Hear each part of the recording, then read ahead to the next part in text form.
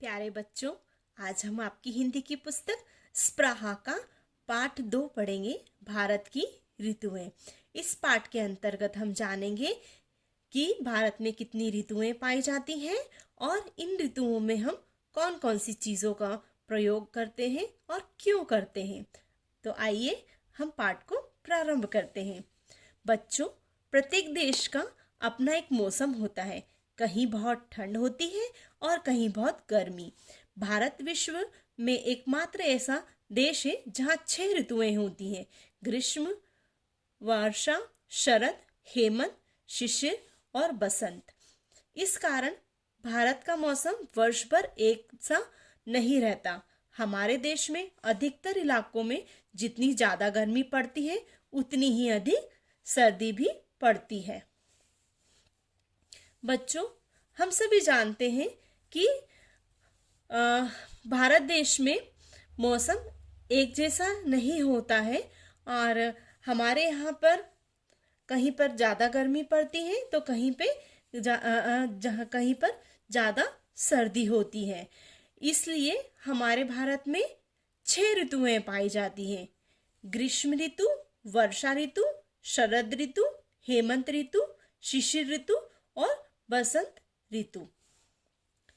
भारत में ग्रीष्म अर्थात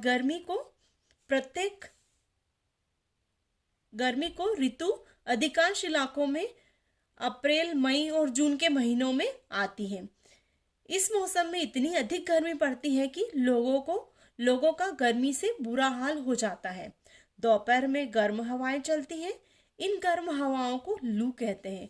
लू के कारण कई लोग मृत्यु की चपेट में भी आ जाते हैं। ग्रीष्म ऋतु में गर्मी और लू से बचने के लिए लोग सूती कपड़े पहनते हैं और ठंडे फल और सब्जियां खाते हैं, जैसे तरबूज, ककड़ी, खीरा, खरबूजा आदि। लस्सी, नींबू पानी, नारियल पानी और शरबत जैसे ठंडे पेय भी गर्मी के में पिए जाते हैं। बच्चों, हमारे यहाँ जो पहली ऋतु होती है वो ग्रीष्म ऋतु होती है।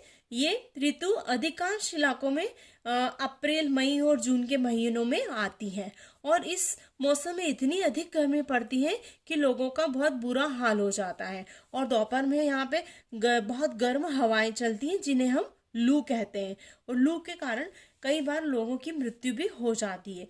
तो इनसे बचने के लिए हम लोग को क्या करना चाहिए? सूती कपड़े पहनना चाहिए और ठंडे फल और सब्जियां खाने चाहिए, जैसे कि तरबूज, ककड़ी, खीरा और खरबूजा। ये सारे फल हमें खाने चाहिए क्योंकि ये हमारे शरीर के तापमान को कम कर देते हैं, जिससे हमें गर्मी नहीं लगती है। लस्सी, नींबू पानी, नारियल पानी, शरबत जैसे ठंडे पेय पदार्थ गर्मियों में पिए जाते हैं। गर्मी में पसीना अधिक निकलने के कारण पानी और नमक की कमी हो जाती है, जिससे ये ठंडे पेय पदार्थ पूरा करती हैं। गर्मी के दिन बहुत लंबे और रातें बहुत छोटी होती हैं। गर्मी में धूप में ज़्यादा निकलने से बचना चाहिए। कुछ लोग गर्मी से छुटकारा पाने के लिए पहाड़ी स्थलों की ओर भी भ्रमण करने चले जाते हैं।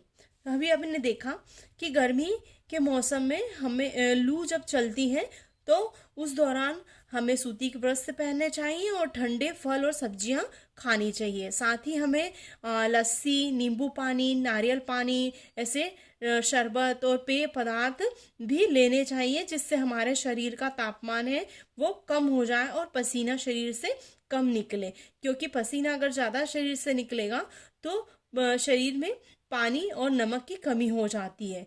तो ये पेय पदार्थ उस कमी को पूरा करते हैं। साथ ही गर्मी के दिन हैं वो बहुत लंबे होते हैं और रातें छोटी होती हैं और धूप में ज़्यादा हम अगर निकलते हैं गर्मी के दिनों में तो हमारी त्वचा जल भी सकती है, झुलस भी सकती है, इसलिए हमें धूप में नहीं निकलना चाहिए। और कुछ लोग गर्मियों से छुटकारा पाने के लिए पहाड़ी इलाकों में भी चले जाते हैं, जहाँ पर कि बर्फ़ वगैरह होने से वहाँ का तापमान कम होता है, तो हमें गर्मी से राहत मिलती है।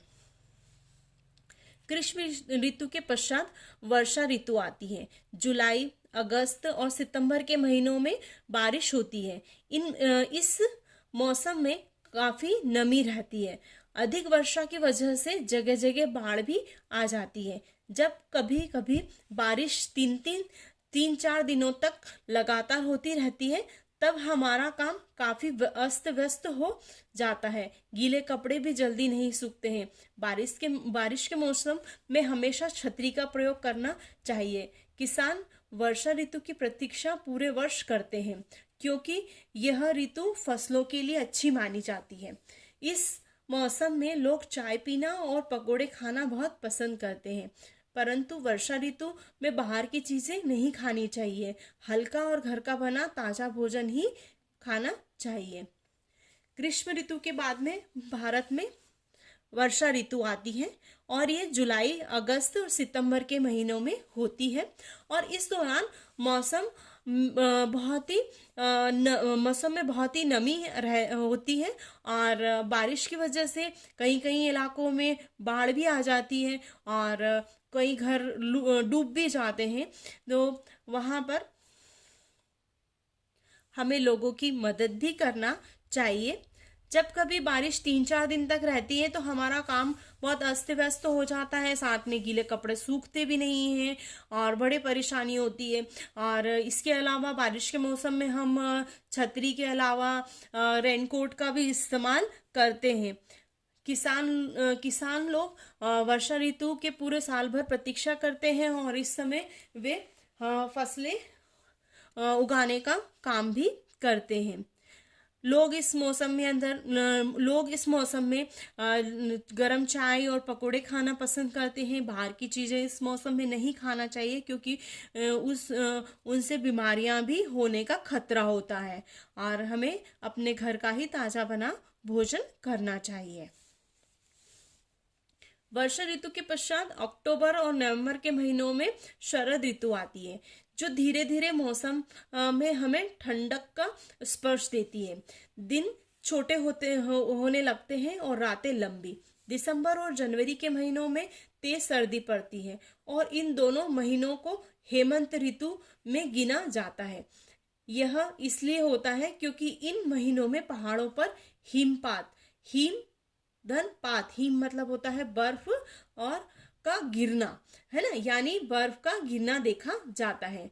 लोग ऊनी कपड़े, कंबल, रजाइयों का उपयोग करते हैं और गर्म चीजें खाते हैं।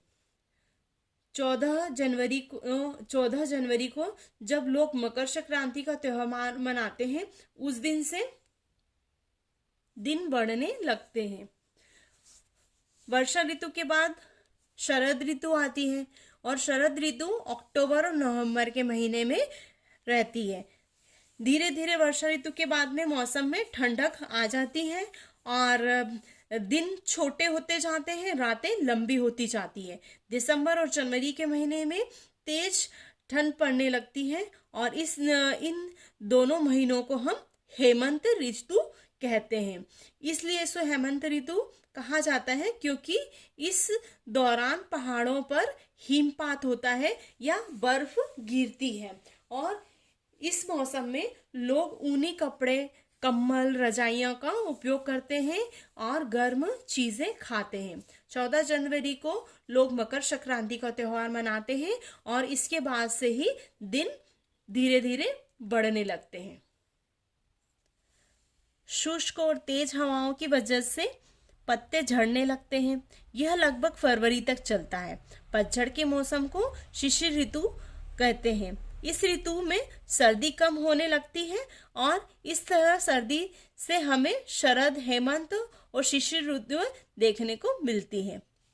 बसंत ऋतु फरवरी के मध्य से शुरू होकर मार्च तक होती है।